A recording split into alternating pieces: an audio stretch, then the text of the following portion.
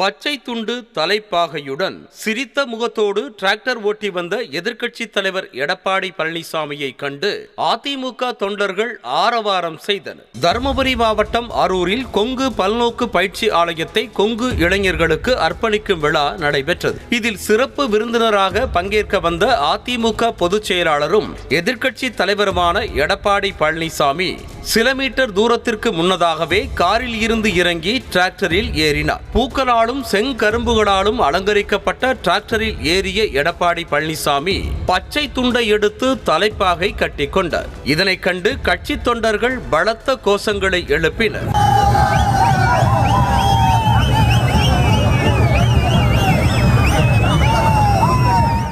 தொண்டர்களின் பெரும் வரவேற்போடு டிராக்டரில் ஊர்வலமாக வந்த இபிஎஸ் பல்நோக்கு பயிற்சி ஆலயத்தை குத்துவிளக்கு ஏற்றி திறந்து வைத்தார். அப்போது இளைஞர்கள் விசில் அடித்து மகிழ்ச்சியை வெளிப்படுத்தினர்.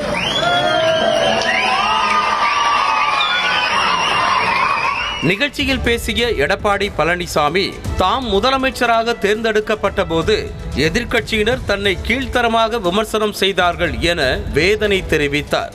அத்தோடு தன் ஆட்சி காலத்தை இன்றைக்கு நீடிக்குமா நாளை வரை நீடிக்குமா என கேள்வி எழுப்பி விமர்சித்ததாகவும், ஆனால் அதையெல்லாம் முறியடித்து 4 ஆண்டுகள் சிறப்பான ஆட்சியை வழங்கியதாகவும் பெருமிதம் தெரிவித்தார். நான் முதலமைச்சரா தேர்ந்தெடுக்கின்ற பொழுது எவ்வளவு பிரச்சனை என்பது உங்களுக்கு நாடே அறியும்.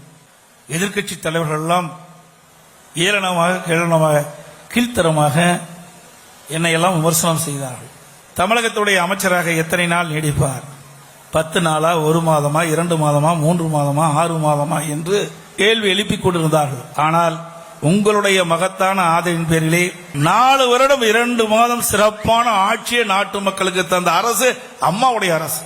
கடந்த முறை எதிர்க்கட்சியாக இருந்த திமுக ஆட்சிக்கு வந்தவுடன் ஒரே கையெழுத்தில் நீட்டை ரத்து செய்வதாக கூறியதாகவும், ஆனால் இப்போது ஆட்சிக்கு வந்து 2 ஆண்டுகளுக்கு மேலாகிவிட்ட போதிலும் எந்த நடவடிக்கையும் இல்லை எனவும் இபிஎஸ் சாடினார். நீட்டுக்கு எதிராக பெறப்பட்ட கையெழுத்து அட்டைகள் அனைத்தும் சேலம் மாநாட்டில் குப்பை தொட்டிக்கு போனதுதான் உதயநிதி சொன்ன நீட் ரத்து ரகசியமா என கேள்வி எழுப்பினர். இன்றைக்கு விளையாட்டுத்துறை அமைச்சராக திரு உதயநிதி ஸ்டாலின் அவர்கள் குறிப்பிட்டார், நீட் தேர்வை ரத்து செய்வதற்கு ரகசியம் இருக்குது என்று சொன்னார். அந்த ரகசியத்தை இதுவரைக்கும் தெரிவிக்கவே இல்லை. பல லட்சம் கையெழுத்துக்களை மக்களிடத்திலே பெற்று அதையாவது உருப்படியாக சென்றால் என்றால் அதுவும் இல்லை.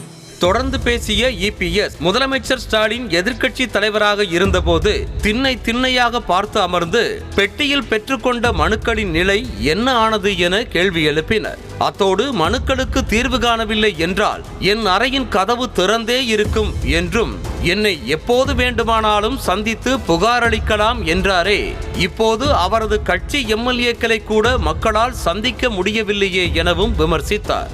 நான் முதலமைச்சர் ஆனவுடன் நீங்கள் எழுதி என்னிடம் வைத்த கோரிக்கை பெட்டியிலே போட்டிருந்தாலும் அதை நிறைவேறவில்லை என்றால் என்னுடைய அறை திறந்தே இருக்கும், எப்பொழுது வேணாலும் நேரடியாக வந்து என்னை சந்தித்து உங்களுடைய குறைகளை தீர்த்துக் கொள்ளலாம் என்று சொன்னார்.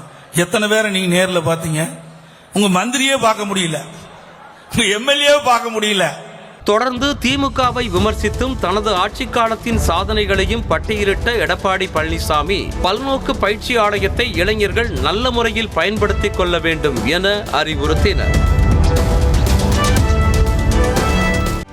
செய்திகளை உடனுக்குடனும் துல்லியமாகவும் தெரிந்து கொள்ள சப்ஸ்கிரைப் பண்ணுங்க.